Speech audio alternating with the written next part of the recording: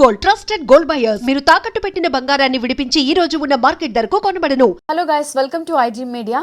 నేను మీ నందు. రీసెంట్గా బిగ్ బాస్ అగ్ని పరీక్ష సీజన్ 2 అయితే స్టార్ట్ అయింది. పాపం ఎంతోమంది హోప్స్ పెట్టుకొని ఎన్నో డ్రీమ్స్తో ఎక్కడెక్కడి నుంచో వేరే వేరే స్టేట్స్ నుంచి వేరే వేరే కంట్రీస్ నుంచి ఉన్న జాబ్స్ కూడా మానేసుకొని బిగ్ బాస్లో కనిపించాలి అనే ప్యాషన్తో చాలామంది అయితే దానికి అప్లై చేస్తారు. దాంట్లో కొంతమంది అయితే సెలెక్ట్ అయ్యారు, కొంతమంది జస్ట్ ఒక 1-2 ఎపిసోడ్స్లో కనిపించిన తర్వాత వాళ్ళని రిజెక్ట్ చేయడము ఇలా కూడా జరిగాయి. అసలు ఈ బీబీ అగ్ని పరీక్ష అనేది అన్ఫేర్గా జరుగుతుంది అని చాలామంది మాట్లాడుతున్నారు. కొంతమంది ఏమో లేదు టాలెంట్ ఉన్న వాళ్ళనే వాళ్ళు తీసుకుంటున్నారని మాట్లాడుతున్నారు. సో బిగ్ బాస్ అగ్ని పరీక్ష సీజన్ 2లో పార్టిసిపేట్ చేసిన కంటెస్టెంట్ బీబ్జాన్ మనతో ఉన్నారు. తనతో మాట్లాడి అసలు తన ఎక్స్పీరియన్స్ ఏంటి అనేది అడిగి తెలుసుకుందాం. Hi Bibjan. Hi, how are you? I'm good. Yeah, మీ ఎక్స్పీరియన్స్ చెప్పండి. అగ్ని పరీక్ష అనగానే ఇప్పుడు ఎక్కడ చూసినా ట్రోల్సే కనిపిస్తున్నాయి. ప్రతి జడ్జి మీద ట్రోల్స్ కనిపిస్తున్నాయి. అంటే ప్రాపర్ రెస్పెక్ట్ ఇవ్వట్లే, రెస్పాన్స్ ఇవ్వట్లే, జడ్జెస్ అన్ఫేర్, అక్కడున్న యాంకర్ అన్ఫేరు అని చెప్పి ట్రోల్స్ ఎక్కడ చూసినా ట్రోల్స్ తప్ప ఇంకేం కనిపించట్లేదు. అసలు మీకేమనిపించింది? నేను అక్కడ ఉన్నప్పుడు, నేను రిజెక్ట్ అయినప్పుడు ఐ ఫెల్ట్ మేబీ అన్ఫేర్గా చేస్తున్నారేమో అని. బట్ నేను కొంచెం కామ్ అయ్యి ఆలోచించాను. నిజంగానే వాళ్ళు పర్ఫార్మెన్స్ బేసెస్ మీద చూస్తున్నారు. మేబీ మనం టాలెంటెడ్ అవ్వుండొచ్చు. నేను పర్సనల్గా నేను ఫన్ చేయగలను, ఫన్గా ఉండగలను, మేబీ నాకు ఇంకా అదర్ టాలెంట్స్ ఉండొచ్చు. బట్ స్టేజ్ పైన చూపించడం మ్యాటర్ కదా, because at the end judges వాళ్ళు ముందేది ఉంటే అదే చూస్తారు. సో చాలామంది నాలాగే చాలామందికి ఏమవుతుందంటే దేర్ యాక్టివ్, అంటే మాకు అందరినీ కూర్చోబెట్టినప్పుడు అందరూ యాక్టివ్గా ఉన్నారు. దే థాట్ లైక్ మేము చించేస్తాం పొడిచేస్తాం అన్నట్టు ఉండే. బట్ స్టేజ్ పైకి వెళ్ళేసరికి we got nervous. Maybe stress వల్ల, చాలా అదర్ రీజన్స్ వల్ల స్టేజ్ ఎక్కగానే ఆ స్ట్రెస్ వచ్చేస్తుంది. దెన్ అంటే ఫస్ట్ టైం కదా, ఇప్పుడు సెలబ్రిటీస్ అంటే ఆ లైటింగ్ అదంతా అలవాటు ఉంటుంది. ఇప్పుడు నాన్ సెలబ్రిటీస్ అక్కడికి వెళ్ళినప్పుడు ఫస్ట్ టైం సెలబ్రిటీస్ని చూడడం, వాళ్ళు సడన్గా కొంచెం టైం ఇచ్చి ఇంప్రెస్ చేయమంటే అసలు ఏం చేయాలో కూడా బ్లాంక్ అయిపోయే సిచ్యువేషన్స్ కూడా అక్కడ ఫేస్ చేసి ఉండొచ్చు కదా. మీకు అసలు ఎంత టైం ఇచ్చారు అక్కడ? ఐ థింక్ 30 to 40 minutes ఇచ్చి ఉంటారు. 30 to 40 minutes ఇచ్చారు. చాలా మంది మరి 5 minutes ఇచ్చారు అని చెప్తున్నారు. అది నిజమేనా? I don't think so. మరి 5 minutesలో అంటే ఐ ఫీల్ లైక్ మీరు మరి 5 minutesలోనే మిమ్మల్ని దొబ్బై అన్నారంటే మీరు అంత వరస్ట్ పర్ఫార్మెన్స్ ఇచ్చారా అని. బికాస్ అంటే ఫస్ట్ 3 days జరిగిన ఆడిషన్స్ అంతా ఫెయిర్ జరిగాయి. But last day after 5 to 2 వరకు జరిగిన ఆడిషన్ ఏదైతే ఉందో వాళ్ళకి టైం చాలా తక్కువ ఉంది కాబట్టి అందరినీ అవగొట్టేయాలని ప్రతి ఒక్కరికి 5 నిమిషాలు టైం ఇచ్చారు. అట్లీస్ట్ ఒక 1 hour టైం ఇచ్చినా కూడా మమ్మల్ని మేము ప్రూవ్ చేసుకునే వాళ్ళం. 5 minutesలో ఏం చెప్పాలి అని ఆలోచించే లోపే హాఫ్ టైం అయిపోయింది అని చెప్పారు నాకు. లేదు 5 minutesలో అసలు ఇంట్రోనే అవ్వదు. నేను వెళ్ళి అక్కడ చూసుకొని మొత్తం అవ్వడానికి ఒక 10 minutes పడుతుంది. సో 5 minutes అనేది ఐ ఫీల్ నాన్ సెన్స్. అంతేకాదు, మనం వెళ్ళాక మన స్టార్టింగ్లో మనం ఒకవేళ నేనున్నాను, నేను వెళ్ళాక చూడనికి యాక్టివ్గానే ఉన్నాను. బట్ నాకున్న స్ట్రెస్ వల్ల నా మాటలు అనేది తడబడుతున్నాయి. బికాస్ నాకు స్టేజ్ ఫియర్ ఉంటుంది. సో వాళ్ళు చూస్తారు కదా ఎట్ ద ఎండ్, అరే ఇప్పుడు ఇక్కడే భయపడుతుంది, హౌస్లోకి వెళ్ళి మొత్తం చూసుకోగలదా, చేయగలదా అని. ఆ బేసిస్లోనే వాళ్ళు చేస్తారు. వాళ్ళకి ఎక్కువ టైం ఉండదు. వాళ్ళకు ఉన్న టైంలోనే నిన్ను జడ్జ్ చేయగలరు. సో ఆ టైంని మనం యూటిలైజ్ చేసుకోకపోతే అది మన ఫాల్టే కదా. ఫియర్ పడినట్టు నాకు ఎక్కడా కనిపించలేదు. ఎందుకంటే నవదీప్తో ఆ టాస్క్ చేసినప్పుడు కళ్ళు ప్లస్ అని, అది కూడా ఆయన ఎలా అంటే మీరు కూడా ఇలా డేర్గా బోల్డ్గా చేసినట్టే అనిపించింది నాకు. అంటే నేను డేర్గానే ఉన్నాను, బట్ నాకు స్ట్రెస్ లెవెల్ వల్ల నా మైండ్ అనేది వర్క్ అవ్వలేదు. అంటే ఇప్పుడు మీరు ఒక క్వశ్చన్ అడుగుతున్నారు, నేను రెస్పాండ్ అవ్వాలంటే ఫస్ట్ నా బ్రెయిన్ వర్క్ అవ్వాలి. అక్కడంతా డెడ్లో ఉండే, వాళ్ళు ఏదో అడుగుతున్నారు, నాకేం చెప్తున్నానో తెలియట్లేదు. So it's like that. అంటే నేను భయం అయితే ఏం లేదు, బికాస్ దే ఆర్ గుడ్, కంఫర్టబుల్గా ఉన్నారు, నేను కంఫర్టబుల్గా ఉన్నాను. ఇంకా భయపడాల్సిన అవసరం ఏముంటుంది. సో అమ్మాయికి ఏదో ముద్దు పెట్టారు, శ్రీముఖికి ఇట్లా ముద్దు పెట్టారు అని చెప్పి విన్నా. అసలు ఏంటి అది? ముద్దు పెట్టారు అంటే అబ్బాయిని ఫ్లడ్ చేయడం, కిస్ చేయడం ఓకే, కానీ లేదు, నవదీప్ని ఫ్లడ్ చేయమన్నారు. I was not able to. నాకు నవదీప్ని చూస్తే నవ్వు వస్తుంది. సో నేను నవదీప్ పక్కన ఉంటే నాకు మిమ్మల్ని చూస్తే నవ్వు వస్తుంది, నేను ఫ్లడ్ చేయలేకపోతున్నానంటే లేదు చేయని బిందు మాధవి చెప్తే సరే అని ట్రై చేశా. ఓకే. సో ఇంకా అది అయిపోయింది. ఓకే, మేబీ నవదీప్ ఎలా ఫ్లడ్ చేశారు నవదీప్ని? యాక్చువల్లీ నేనేదో ఫన్కి కూల్గా ఉంటుంది కదా, నాకు ఫ్లడ్ చేయడం ఇష్టం అన్నట్టు చెప్పా. అసలు నాకు ఫ్లట్టింగ్ చేయడంలో జీరో నాలెడ్జ్. ఇప్పటివరకు అసలు రియల్ లైఫ్లో కూడా ఎవరిని ఫ్లడ్ చేయలే ఒకసారి కూడా? నాకే నేనేం ఫ్లడ్ చేయను. ఎవరైనా కలిస్తే ఓకే అట్లా ఓకే ఓకే వాళ్ళు చూసినారా మనం కూడా చూసినా అట్లా ఉంటుంది. అంతేగాని ఫ్లట్టింగ్ చేసేంత స్కిల్స్ నాకు లేవు. బట్ ఏదో షోకి చెప్తాం కదా ఫ్లడ్ చేస్తా అని చెప్పి అట్లా చెప్పినా నాకేం తెలుసు వాళ్ళు నన్ను ఆ టైంలో ఫ్లడ్ చేయమంటారు అని. ఫన్కి చెప్పిన I was like that only. ఏంటంటే ఫన్ కోసం ఏదో ఒకటి మాట్లాడేస్తాను, చేస్తాను తర్వాత లేదన్నట్టు. సో అలాగా శ్రీముఖి ఓకే నీకు కంఫర్టబుల్ లేకపోతే నవదీప్ తోటి నువ్వు నాతో ఫ్లడ్ చేసి ట్రై చేయనింది. డాన్స్ సాంగ్ పెట్టారు, డాన్స్ చేస్తున్నాను. ఒక మూమెంట్లో I was trying to pull her and హెయిర్ని ఇలా అందామని. నాకంటే ఆమె హైట్ ఉండే కదా, సో నేను ఇలా లాగి ఇలా రెడీగా ఉన్నా హ్యాండ్ పెడదామని. ఓకే ఇలా లాగేసరికి తను వచ్చేసింది. అంటే ఒక ఫ్రాక్షన్ ఆఫ్ సెకండ్లో జరిగింది. వాళ్ళు మరీ స్లో మోషన్ లేసి ఏదో నేను కిస్ పెడుతున్నట్టు చూపించిండ్రు కానీ ఇట్స్ నాట్ లైక్ దట్. నేను ఆమె పడకుండా ఇట్లా పట్టుకున్నా. ఓకే సో అది అలా కనిపించింది. అలా శ్రీముఖి అంటే కొంచెం సాలిడ్గా స్ట్రాంగ్ ఉంటుంది కదా, మీకంటే కూడా తను స్ట్రాంగ్గానే ఉంటుంది. నేను జిమ్కి వెళ్తాను, నేను ఇంకా స్ట్రాంగ్గా ఉంటాను. అవునా? సో శ్రీముఖి ఇలా లాగ్గానే వచ్చేసింది. చాలా లైక్ నేను ఎక్స్పెక్ట్ చేయలే. మీరు అనుకున్నట్టే కొంచెం స్ట్రాంగ్గా ఉంది కదా, ఎలా వస్తుందిలా అని నేను ఫిక్స్ అయి ఉంటా కదా. ఇలా అనగానే సడన్గా ఒక లైక్ ఫ్రాక్షన్ ఆఫ్ సెకండ్ ఇట్లా రాబోతుంది, ఇలా పట్టేసుకున్నాను నేను. Okay it's looking like I'm kissing. They are like Bibja నువ్వు వైల్డ్గా ఉన్నావు అని. I was not. Okay luckily హౌస్లోకి వెళ్ళలేదు, లేకపోతే ఈ సీజన్ అబ్బాయిలందరికీ గట్టిగా పడి ఉండేదేమో. ఎందుకు? జిమ్ బాడీ అంటే ఇట్లా లాగానే శ్రీముఖి వచ్చేసింది అంటే ఎవరైనా ఇట్లా తోసిపడేయడమే కదా. మేబీ అంత స్ట్రాంగ్ అండ్ అంత సాలిడ్గా అది ఉంటేనే కదా మనం అంత కాన్ఫిడెంట్గా చేయగలం.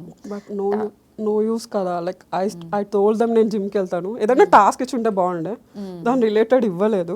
సో అక్కడ కొంచెం డిసప్పాయింటెడ్. అసలు బిగ్ బాస్కి ఎందుకు వెళ్ళాలి అని అనుకున్నారు?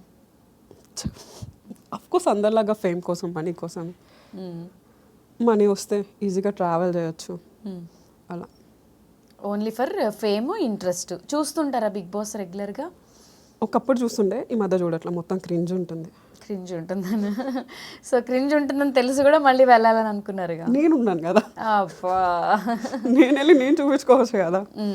క్రింజ్ మాత్రం ఇలా కూడా ఉండొచ్చు అని. అంటే నేను కూడా ఒక టైప్ ఆఫ్ క్రింజ్, బట్ వాళ్ళంత క్రింజ్ కాదు. సో ఇప్పుడు మీ పేరు చూస్తే అది ముస్లిం నేమ్లా ఉంది. సో చాలామంది పేరెంట్స్ ఏంటంటే ఒప్పుకోరు. ఇప్పుడు రీసెంట్గా ఒక కాంట్రవర్సీ కూడా ఇండస్ట్రీలో నడుస్తుంది. ఫరియా అబ్దుల్లా, తను వాళ్ళ డాడీ కన్వర్టెడ్ ముస్లిము, తను బోనం ఎత్తుకుందని చెప్పి అందరూ ట్రోల్ చేసి అది చేసి చాలా రచ్చరచ్చ చేస్తారు. అంటే ముస్లిమ్స్ అంటే ముస్లిం అమ్మ ఇలానే ఉండాలి, బుర్కా వేసుకోవాలి, ఎవరితో మాట్లాడకూడదు, ఇలాంటి ట్రాష్ అంతా ఉంటుందా? ఉంటుంది కాబట్టే కదా బయటకు వస్తున్నాయి. లేదంటే ఈవెన్ ఆమెదే కాదు, ఏదో కేరళలో కూడా ఒక ఇన్సిడెంట్, ఏదో ఆరెంజ్ కలర్ తీసుకొస్తే మీరు ఏదో అది కూడా ఒక ట్రోల్ చేశారు కదా. మన వాళ్ళకి పని బాట ఉండదు. సో ఏం పని లేక ఏదో పట్టుకొని లాగాలో తెలియక ఇట్లాంటివి పట్టుకుంటారు అంతే. సో ఇప్పుడు మీ ఫ్యామిలీలో ఎటువంటి రిస్ట్రిక్షన్స్ ఏం లేవా? అంటే బిగ్ బాస్కి వెళ్తా అన్నప్పుడు అక్కడ టాస్కులు ఉంటాయి, అన్నీ ఆడాలి, టచింగ్స్, ఈ గేమ్స్ ఇవన్నీ ఉంటాయి. టచింగ్స్కి ఫస్ట్ నేనే ఓకే కాదు. బట్ అంటే వాంటెడ్లీ చేయకపోయినా కూడా ఇప్పుడు టాస్క్లు పెట్టినప్పుడు ఒక మనిషిని మనం పట్టుకుని ఇట్లా లాగాల్సి ఉంటుంది, పుల్ చేస్తాము, అది అన్ఎక్స్పెక్టెడ్గా కూడా జరగచ్చు. అవి నార్మల్ కదా, దానికి ఎవరికి ప్రాబ్లం ఉండదు. ఐ డోంట్ ఫీల్ మా ఫ్యామిలీకి అంత ప్రాబ్లం ఉంటుంది. నేను విన్నాను మీరు ముస్లిం అయినా కూడా హిందూ పూజలు చేస్తారు, హిందూ టెంపుల్కి వెళ్తాను అని చెప్పి, దాని గురించి చెప్పండి. యా, మేమంటే మాదొక దూదాకులు ముస్లిం అంటారు మమ్మల్ని. సో మాలో అందరూ ముస్లిమే, బట్ వాళ్ళకి ఇష్టం వచ్చిందో చూస్ చేసుకుంటారు. చాలామంది చర్చెస్కి వెళ్తారు, చాలామంది టెంపుల్స్కి వెళ్తారు. మోస్ట్లీ మేమైతే 90% ముస్లిం అంటే హిందూస్లా ఉంటాము. లైక్ వీఆర్ ఇంటూ, మా family whole family into gods. మా అమ్మకైతే పిచ్చి, ఇంకా రోజు గుడికి వెళ్ళాలి, పూజలు చేయాలన్నట్టు. So we are into gods. So same time ఇప్పుడు రంజాన్ టైంలో మీరు ఏదో రోజా చేస్తారా? అది ఉంటారా? కష్టం, అవేమి ఉండరా? ఓకే, జస్ట్ ఆ రోజు వండుకొని తింటాం అంతే. ఓకే, మొత్తం అన్ని దేవుళ్ళని ఫాలో అవుతారు. అంటే ఇప్పుడున్న జనరేషన్లో చాలా ఇంపార్టెంట్ అనిపిస్తూ ఉంటుంది. సమ్ టైమ్స్ ఏంటంటే కొంతమంది మేము క్రిస్టియన్స్లానే ఉంటాం, మీ గుడికి రా, మీ ప్రసాదం తిన, మీరు మాత్రం దీంట్లో కన్వర్ట్ అవ్వండి అని మాట్లాడతారు. హిందూస్ అందరూ ఏం మాట్లాడతారు, నువ్వు నా ప్రసాదం తిన్నప్పుడు నేను ఎందుకు మీ దగ్గర రా? ఎక్కడ చూసినా ఈ గోల. అంటే మనుషులందరం ఒకటి, అన్ని మతాల్ని మనం రెస్పెక్ట్ చేయాలి, ఎవరి ఎథిక్స్ మోరల్స్ వాళ్ళకు ఉంటాయి, కలుసుందాము అనే ఇది జనరేషన్ అప్డేట్ అయినా కూడా ఇలాంటి భావాలు మన దాంట్లో స్టిల్ కనిపిస్తూనే ఉంటాయి. ఏదో ఒక న్యూస్లో మనం రెగ్యులర్గా చూస్తూ ఉంటాం. న్యూస్ వరకు ఎలా అవసరం లేదు, మన చుట్టూ మన ఫ్రెండ్సే ఉంటారు. లైక్ నాకు ఒకప్పుడు నేనేమనుకునేదాన్ని అంటే నా వచ్చి నెక్స్ట్ జనరేషన్ ఇలాంటి ప్రాబ్లమ్స్ ఉండదు అని. బట్ నాకు కొంతమంది ఫ్రెండ్స్ అమ్మాయిలను వీళ్ళు చూసినప్పుడు వాళ్ళకే ఆ ఫీలింగ్ ఉన్నప్పుడు ఇంకా నెక్స్ట్ జనరేషన్ దగ్గర నుంచి మనం ఏం ఎక్స్పెక్ట్ చేస్తాం. ఇప్పుడు నేను ఒక్కదాన్ని అలా ఉండడం వల్ల జనరేషన్ మారిపోదు కదా. చదువుకున్న వాళ్ళే లైక్ మా ఇంట్లో ఎలా అంటే మా ఇంట్లో ఈ క్యాస్ట్ ఒప్పుకోరు, నువ్వు ఒప్పించు, నువ్వు మారితేనే కదా నెక్స్ట్ వాళ్ళు మారుతారు.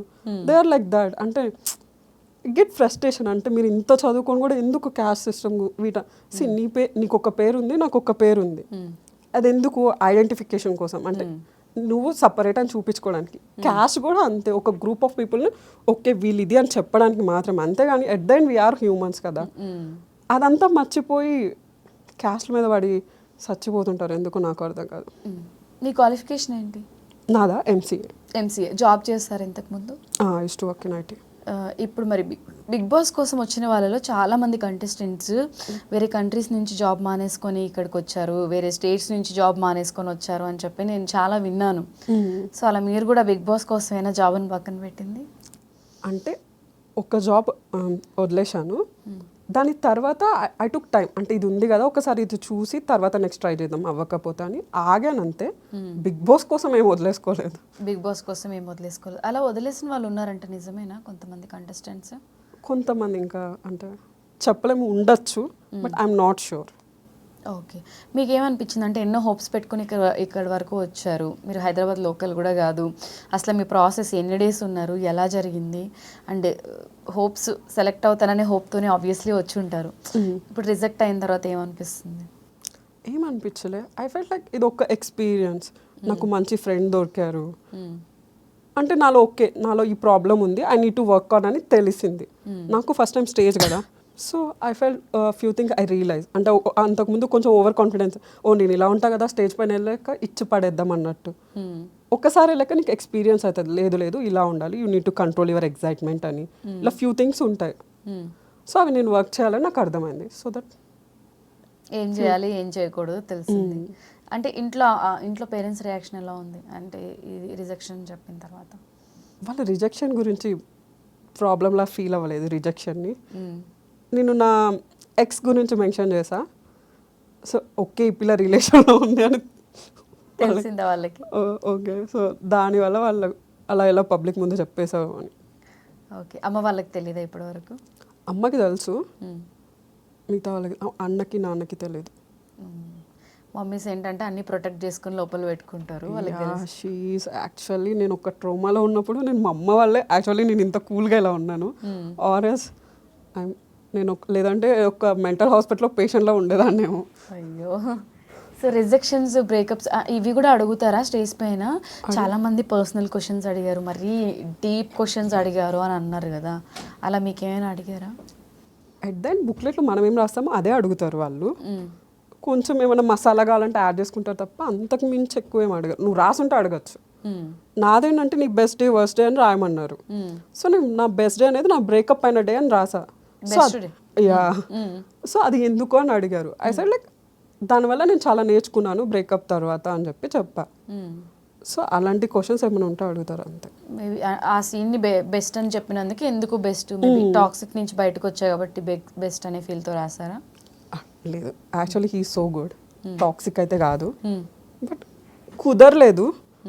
బట్ ఒక 2-3 ఇయర్స్ రిలేషన్లో ఉన్నాక మనం సడన్గా వస్తే తీసుకోలేము. అండ్ ఇంతకుముందు నేను ఒక డిఫరెంట్ పర్సన్, దాని తర్వాత ఐ బికేమ్ లైక్ చాలా స్ట్రాంగ్ అయ్యా. అంటే సింగిల్గా ఉండడం నేర్చుకోవడము. సో నాలో చాలా చేంజ్ వచ్చింది. సో ఆ బ్రేకప్ అనేది నాకు అవ్వకుండా ఉంటే నేను మేబీ అప్పటిలాగా నిబ్బాలా ఉండేదాన్నేమో అనిపిస్తుంది. ప్రతి ఒక్కళ్ళు ఫీల్ అవుతారు కదా లైఫ్లో ఏదో ఒక టైంలో ఈ సిచ్యువేషన్ని. సో అదొకటి రివీల్ చేసి ఇప్పుడు అందరికి తెలియని వాళ్ళకి కూడా బిగ్ బాస్ మీకు ఇచ్చిన ది మోస్ట్ మెమరబుల్ గిఫ్ట్ అంటే ఇంక ఈ బ్రేకప్ అందరికీ తెలిసింది. ఇప్పుడు ఇంటర్వ్యూలో కూడా ఓపెన్గా డిస్కస్ చేసేంత ఇది అనుకోవచ్చు. అంటే ఇంట్లో నాన్న అన్న ఏమైనా అన్నారా ఇది చూసాక? అంటే వాళ్ళకి బ్రేకప్ ఉండడం ప్రాబ్లం లేదు. దే థింక్ అంటే బ్రేకప్ గురించి తెలిస్తే నెక్స్ట్ ఎవరైనా మ్యారేజ్ చేసుకుంటారా అంటే వాళ్ళు ఒక ఓల్డ్ మైండ్లో ఉండిపోతారు. ఐ ఫీల్ ప్రేమించడం తప్పెట్లా అవుతుంది? నేను ఏమన్నా తాగేసి సిగరెట్ తిరగట్లేదు కదా, ఐ వాస్ ఇన్ లవ్ అంతే. బ్రేకప్ అంటే ఆ పేరెంట్స్ అందరూ కూడా మన పిల్లకే జరిగిందేమో ఇది బయటకు వస్తే, బట్ కామన్గా ప్రతి ఒక్కరి లైఫ్లో ఎవ్రీ వన్ లైఫ్లో ఇవన్నీ ఉంటాయి అనేది, అంటే ఇన్నోసెంట్ పేరెంట్స్ వాళ్ళు యాక్చువల్గా వాళ్ళ లైఫ్లో కూడా ఉంటాయి, మనకు తెలియదు కానీ ప్రతి ఒక్కరి లైఫ్లో లవ్ అనేది ఉంటుంది ఏదో ఒక స్టేజ్లో. మేబీ చెప్పకపోయి ఉండొచ్చు. అంతే, ప్రతి ఒక్కరి లైఫ్లో ఉంటుంది ఐ ఫీల్.